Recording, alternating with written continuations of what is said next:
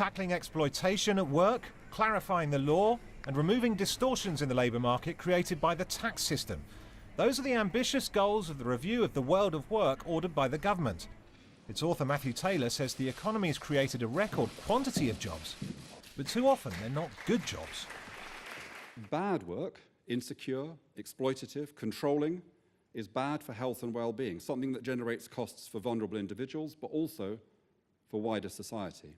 As the world of work changes, our practices and laws must properly reflect and accommodate those changes, because good work is in the interests of good business. These licensed cabs really are self-employed. They own their own cars and they get their work from anyone who books them. What would change that is if they were controlled and supervised, dependent on just one company. And the report says in that case, that company should pay them benefits like sick pay and holiday pay, and pay national insurance as if they were employees. The report says unequal tax treatment creates distortions. The government loses out on £5.1 billion a year from the lower rates of national insurance paid on self-employed labour. And by 2020, it will lose another £3.5 billion a year because people are forming their own companies to avoid tax. So it calls for companies using self-employed labour, who currently pay no national insurance, to pay more. And the government should look at new rights for the self-employed, like parental leave. Some work isn't taxed at all, cash in hand, which deprives the government and other taxpayers of £6 billion a year. If some cleaners or decorators or gardeners are paid cash in hand, the others who aren't evading tax are at a disadvantage. It's harder to compete on price. By moving to electronic payments, Mr. Taylor says, you can tackle that. There is a huge black market economy where there's lots of cash transactions, so workers will just be going into people's homes on recommendation.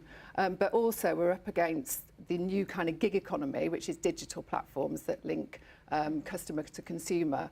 And also agencies, which I call grey market, because they often subcontract an unregulated workforce.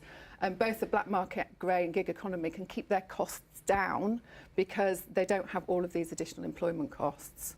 The report says if workers like couriers are paid by the task, the company has to prove, on average, they can comfortably make a fifth more than the minimum wage. Maggie Dewhurst successfully took the courier firm who pays her to court. She's disappointed in the report. We've been fighting for 2 years, or a bit over 2 years now, to get to a point where we can access justice and we can make things better for a whole new generation of people. And it seems like they're just rubber stamping a lot of the awful operations that already exist. The report's drawn a disappointed response from workplace unions who say it's not the game changer they hoped for to end insecurity at work. Less disappointed will be the Treasury, which, if recommendations are adopted, stands to receive billions more in tax, so there's less of a need to cut spending. Andy Verity, BBC News.